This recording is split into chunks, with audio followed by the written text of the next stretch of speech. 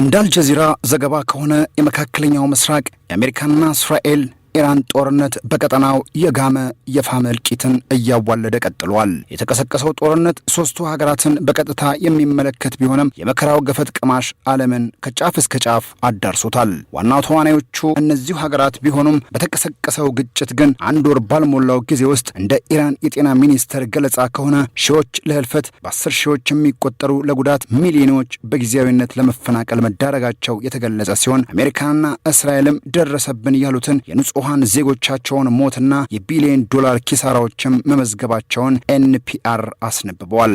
ዛሬም የንጹሃንና በከፍተኛ ቢሊዮን ዶላሮች የተገነቡ የመሰረተ ልማት ውድመቶች መስተናገዳቸው እንዲሁም የንጹሃን እልቂት ፋታ ባይኖረውም ሀገራቱ የቆምኩለት ዓላማና ህልውና ላሏቸው ጉዳዮች ፍልሚያቸውን በየጎራው ቀጥለዋል። የዚህ ቀውስ ኢራን ራሷን ለታላቅ ኢኮኖሚያዊ ቀውስ ከመዳረጉም በላይ የማይገመቱ ሀገራትን ተጎጂ ያደረገ ሲሆን ሩሲያ፣ ቻይና፣ ጃፓን፣ አሜሪካንና በቀጠናው ያሉ ሌሎችም ሀገራት ጥቅማቸውና የፔትሮ ነዳጅ ኢኮኖሚውን አፈር እንዲበላ ከማድረጉም በላይ ህልውናቸው አደጋ ላይ መውደቁ እየተቃረበ ነው። በሌላ መልኩ ፓኪስታን፣ ፊሊፒንስ፣ ቪየትናም፣ ባንግላዴሽ እንዲሁም ሌሎችም ሀገራት ከ60 እስከ 95 በመቶ የኃይል አቅርቦታቸው ይኸው አነጋጋሪው ሆርሙዝ ሰርጥ መሆኑ ጉዳዩ የአሜሪካንና የእስራኤል ብቻ እንዳይሆን አድርጎታል። ታዲያ አሁን ላይ በዚህ ሁኔታ ከቀጠለ ወደ ሀያሏ አሜሪካ ከተማ ሰተት ብሎ ገብቶ ኢኮኖሚያዊ ቀውሱ ሳይፋፋም የትራምፕ ምርጫም ሳይደረብ ይህ ጉዳይ መላ ይሻልና ኢራን በ48 ሰዓት ወስኝ ብላታለች።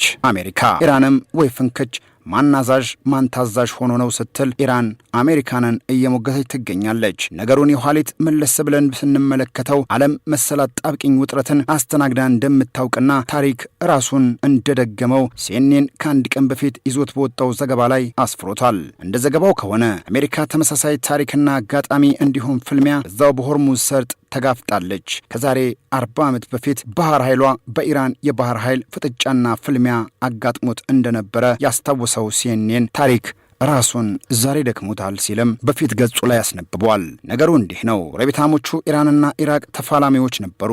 እጅግ እልህ አስጨራሽ የሆነውን ጦርነት ለ8 ዓመታትም አካሂደዋል። በወቅቱ የኢራቁ መሪ ሳዳም ሁሴን ቀልባቸው ያልወደደውን የኢራኑን መሪ አያቶላ ካሚኒን መንግስት በመውረር ጥቃት ከፈቱ።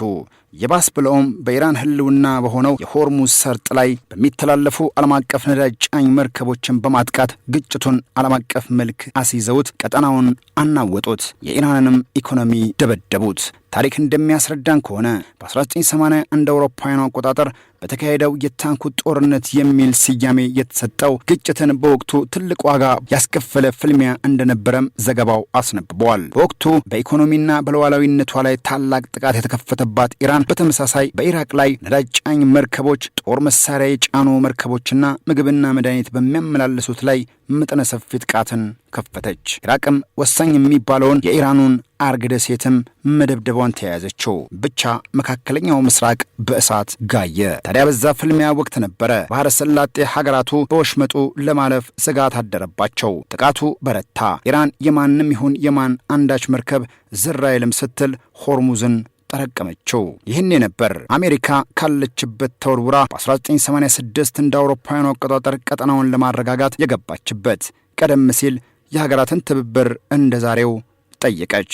ኋላ ላይም በ1987 የኩዌት መርከብን አጅባ ወደ ቀጠናው ጎራ አለች። ቀደም ሲል ሩሲያም ተባባሪ እንድትሆን ተጠይቃ በቀጠናው የበኩሏን አድርጋ እንደነበረም በመረጃው ተመላክቷል። አሜሪካ በቀጠናው ዘው ማለቷን ተከትሎ የኢራን ዛቻ ለአሜሪካንም ቢሆን የሚቀር አልነበረምና ከፍተኛ ጥቃትና ቀውስ በቀጠናው አሜሪካ ገጠማት። የወቅቱ የአሜሪካኑ ፕሬዝዳንት ሮናልድ ሬገን ባህረ ሰላጤ ሀገራት ጎን በመቆም ሌሎችንም ሀገራት በማስተባበር የሆርሙዝን ደህንነት ለማስጠበቅ ዛሬ ከፊት ለፊታችን አሜሪካ የገባችበትን አይነት ሁኔታዎች ገጥሟት እንደነበረ ነው የሲኤንኤን ዘገባ ታሪክን የኋሊት ታሪክ ራሱን ደገመ ሲል በገጹ ያስነበበው። የቀጠናው ቀውስ በአንድም ይሁን በሁለት ሀገራት የብሔራዊ ጥቅምና ደህንነት ጉዳዮች ግጭትን ቢያዋልድም መዘዝውን በፍጥነት ለዓለም የሚዳረስ ላቅ መዘዝን የሚያስከትል ቀጠና እንደሆነ በርካቶች ቀደም ብሎ የሚመጣውን ውጤት በመገመትም ያውቁታል። በተለይ ከፍተኛ የጦር ተንታኞች የሆርሙዝና እጣፈንታው ወይም ደግሞ የሚያመጣውን እልቂት ጠንቅቀው የሚረዱት ነው። አሁን ላይ በአሜሪካው ፕሬዝዳንት ዶናልድ ትራምፕና በኢራን ባለስልጣናት መካከል ለድርድር የቀረበው የሆርሙዝ ጉዳይ በጦርነት ፍልሚያ የሚፈታ ፖለቲካዊ ትርፍ እንደማይኖረው ነው የፖለቲካ ተንታኞች የሚያስረዱት። ባለፉት 24 ቀናት ብቻ በተካሄደው ጦርነት ከ3 ሀገራት ማለትም አሜሪካ፣ እስራኤልና ኢራን ውጪ በሊባኖስ ለሚሊዮኖች መፈናቀልና ለበርካቶች እልፈት ምክንያት ሲሆን፣ ለገልፍ ሀገራት ከፍተኛ የደህንነትና ኢኮኖሚያዊ መቃወስ ምክንያት ሲሆን፣ ለቀረው ዓለም ከፍተኛ የሆነ ዓለም አቀፍ ስጋትና ኢኮኖሚያዊ መቃወስን ደቅኖበታል። ነገስ ምን ይፈጠር ይሆን? አሜሪካ የሰጠሁት ሰዓት ካበቃ ከባድ የኃይል መሰረተ ልማቶችን አወድማለሁ ብትልም ኢራንም በአጸፋው ተያይዘን እናልቃለን እንጂ እኔም በተመሳሳይ በቀጠናው ባሉ ሀገራት ላይ ተመሳሳይ እርምጃዎችን በቅስፈት እሰጣለሁኝ ማለቷ ጉዳዩን አስጊና አስፈሪ አድርጎት ቀጥሏል። ይሁን እንጂ ከሰዓታት በፊት አነጋጋሪና አወዛጋቢው የአሜሪካው ፕሬዝዳንት ዶናልድ ትራምፕ ኢራን ላይ የኃይል መሰረተ ልማቶች ላይ ጥቃት ለመፈጸም ያስጠነቀቁትና የሰጡት የ48 ሰዓት የጊዜ ገደብ ወደ 5 ቀን ማራዘማቸው ነው የተሰማው።